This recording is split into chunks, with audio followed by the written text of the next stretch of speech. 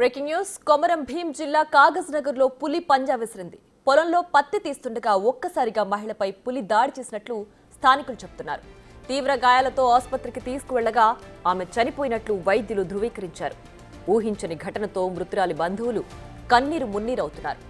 మరోవైపు పులి విషయం తెలుసుకున్న స్థానికులు భయాందోళనకు గురవుతున్నారు.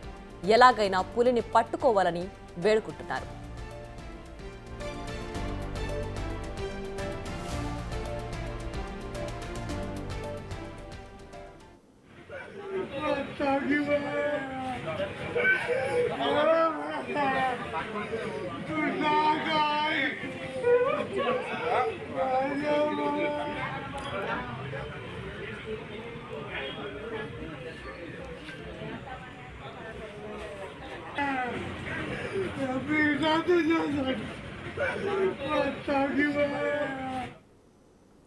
ఇదే అంశానికి సంబంధించి మరింత సమాచారం మా ప్రతినిధి అంజయ్ అందిస్తారు.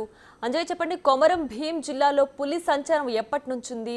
ఇప్పటికే ఒక మరణం కూడా సంభవించింది. పులి సంచారాన్ని అటవీ అధికారులు ముందుగా కనిపెట్టలేకపోయారా?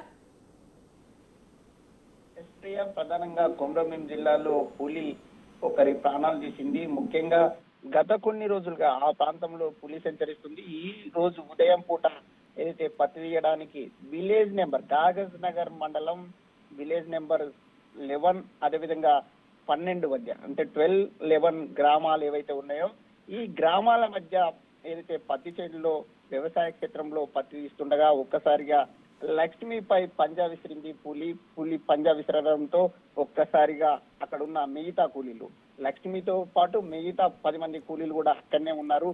వాళ్ళందరూ కూడా పారిపోవడం జరిగింది. మనం చూస్తున్న విజువల్స్ లో లక్ష్మిపై ఏదైతే తల భాగంలో పంజా విసిరింది, అదేవిధంగా రక్త దాహాన్ని తీసుకుంది. ముఖ్యంగా దాంతో అక్కడికక్కడే ఆమె ప్రాణాలు కోల్పోయింది. అయితే ఆమె బతుకుందని ఏదైతే కొంత వాళ్ళు అక్కడ ఉన్న వాళ్ళు పసిగట్టి అక్కడి నుంచి కాగజ్ నగర్ ఆసుపత్రికి తరలించడం జరిగింది. కానీ అప్పటికే ప్రాణాలు కోల్పోయిందని డాక్టర్లు ధృవీకరించడం జరిగింది. అయితే ఈ సందర్భంగా ప్రజల ప్రాణాలు, ఎవరైతే పత్తి తీస్తున్న కూలీపై ప్రాణాలు తీయడంతో ఆ ప్రాంతంలో కాగజ్ నగర్ మండలం 11-12 విలేజెస్ అదేవిధంగా ఆ పరిసర ప్రాంతంలో అంటే ఈ ఏవైతే 11-12 తో పాటు అనేక గ్రామాలు ఉన్నాయి, మరొక 10 గ్రామాలు కూడా ఉన్నాయి. ఆ ప్రాంతంలో కూడా ప్రజలందరూ ఆందోళన వ్యక్తం చేస్తున్నారు. ఇప్పటికే లక్ష్మి కుటుంబ సభ్యులందరూ కూడా అటవీ శాఖ కార్యాలయానికి చేరుకొని అక్కడ శవాన్ని పెట్టి ఆందోళన కొనసాగిస్తున్నారు. పరిహారం ఇవ్వాలని డిమాండ్ చేస్తున్నారు. ఫారెస్ట్ అధికారుల నిర్లక్ష్యం వల్లనే ఈ సంఘటన జరిగిందని ఆరోపిస్తున్నారు. ప్రియా, రైట్ అంజయ్య, అయితే చుట్టుపక్కల గ్రామాల వాళ్ళు కూడా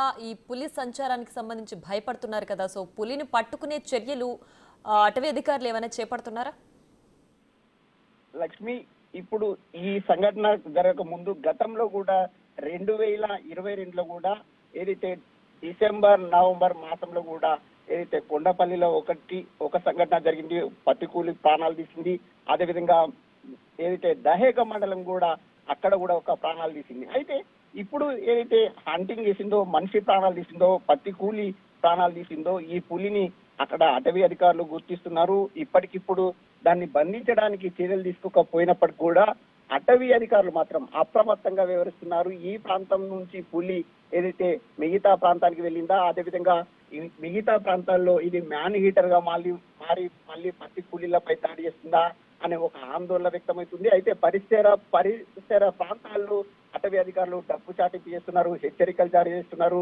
ప్రజలందరూ కూడా అప్రమత్తంగా ఉండాలి. ఎవరైతే పత్తిని తీస్తున్న సమయంలో ఏదైతే వంగి ఉన్న సమయంలోనే పులి దాడి చేస్తుంది. ఈ సమయంలో కూలీలందరూ కూడా అప్రమత్తంగా ఉండాలి. అదేవిధంగా పులికి ఎదురుగా వెళ్ళవద్దని అటవీ అధికారులు ఒక హెచ్చరిక జారీ చేశారు. Right Anjaiah, thanks for the updates.